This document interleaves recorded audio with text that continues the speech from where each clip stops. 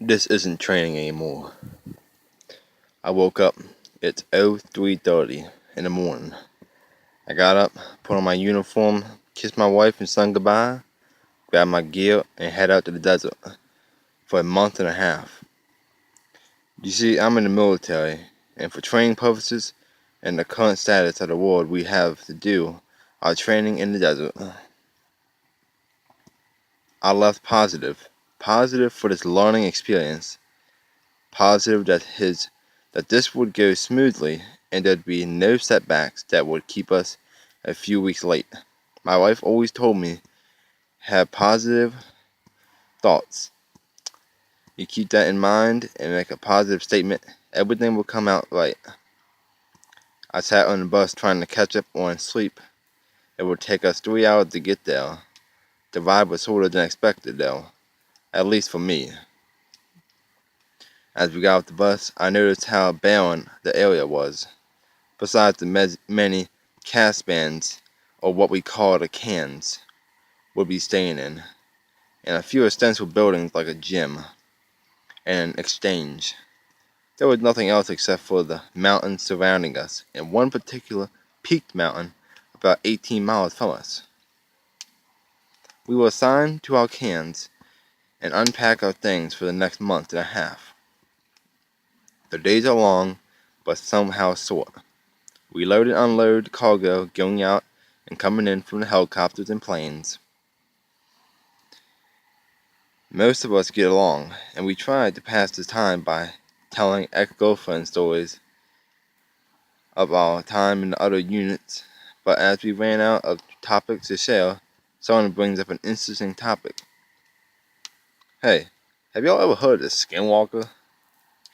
Most of us nod our head and start sharing stories that we've heard. Then someone goes, you know, the whole place is supposedly built on a Native American burial ground. There's probably a couple here.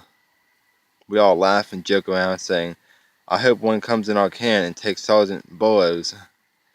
We all laugh and continue to tell paranormal experiences.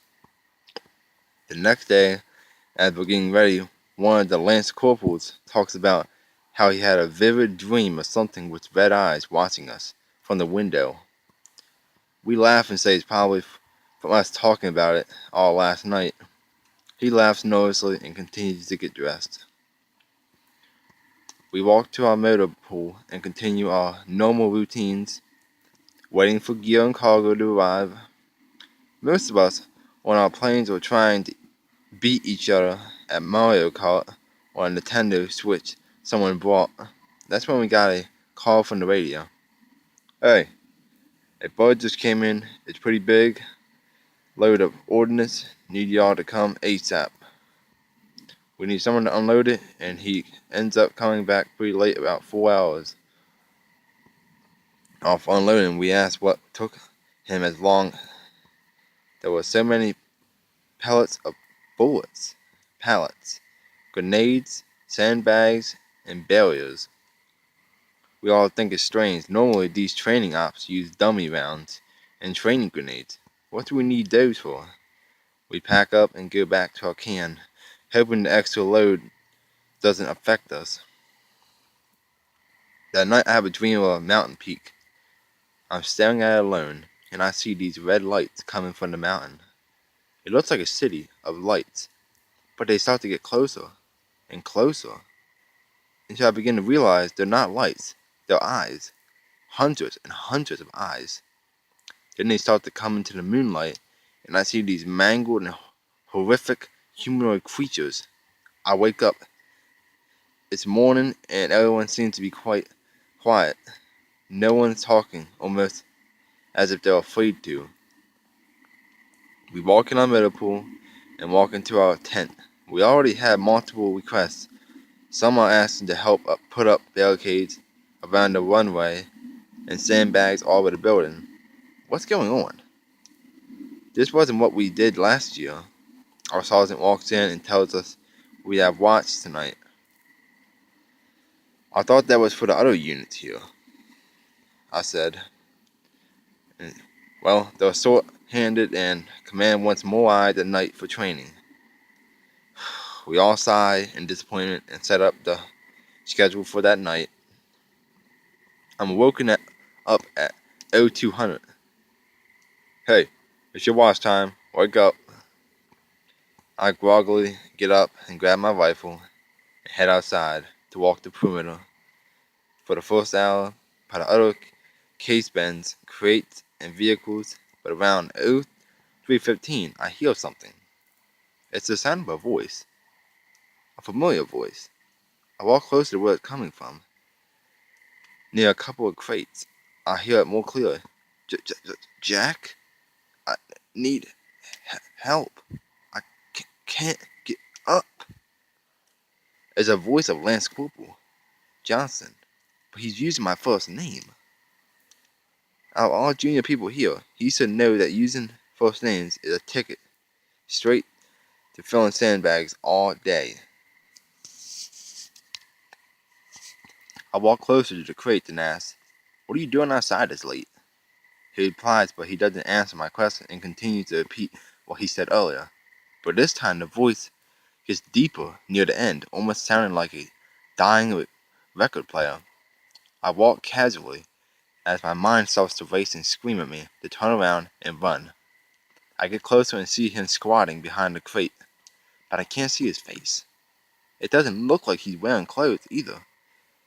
From the silhouette in the moonlight, "Come over here. What in God's name are you doing out here this late?" The figure moved fast, almost as if it was waiting. It leaps out of the shadow, and what I see is some weird-looking humanoid creature, skin to the bone, hollow eyes, and a mouth too big for its face. And it lunges. In an instant, I manage to hit its head with the butt end of my rifle and run as fast as I can back to camp. I slam the door and everybody wakes up in a panic. As everyone begins to question what happened, I say, "Something is out there. I've never seen anything like it." One of my buddies scoffs, "Quit being a pussy. It was probably a coyote." I said, "No, it had the voice of Johnson." Some laugh, but others look disturbed. That's when someone asks, "Where is Johnson?" "His rack is empty." Roger replies, "He woke me up an hour ago and said he had to use the head." Our sergeant tells everyone to calm down as the group starts to get loud with questions. "Everyone go back to sleep for now. When you will go in pairs during the watch, 3 of you come with me. We're going to look for Johnson's."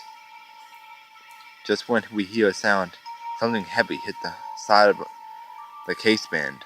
We run outside and find a mangled corpse of a coyote, missing its limbs and head. What kind of sick joke is this? Till now, our camp is on high alert for the search of Lance Corporal Johnson. They find his shirt with his name stamped on the collar. It was 6 miles out, going towards the mountain. A search team had been sent out in the field to find him during the day. Apparently, I wasn't the only one to have an experience with that I called the mimic. Several other people had similar experience that night, with some even saying that they heard the voices of loved ones and friends from their high school. Some reported homeless men somehow getting on the camp and running in the distance, believed it to be high on narcotics, screaming and lunging at the watch. I knew what I saw though. It wasn't men or an animal. It was something not from this world. Something that should be dead, but had anger in its eyes. It's been a couple days since that night. People have started to go missing. They've taken our phones and any communication to the outside world so that we don't spread news on social media. We're alone out here now. Tonight, they ordered that everyone to be given live rounds with parts of the airfield heavily armed with machine guns and gun trucks. Our watch has been all to the full patrol with 6 people going at a time, fully armed, patrolling for training purposes. and telling us to shoot anything that moves to prepare us for ambushes.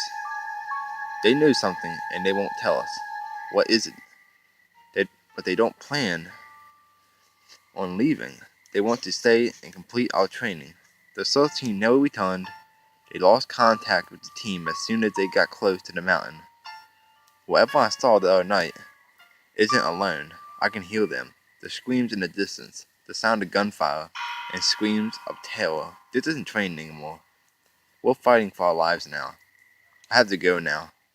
They just lost contact with one of the patrols. They need us to search for them, or search for what took them. I'll try to update when I can.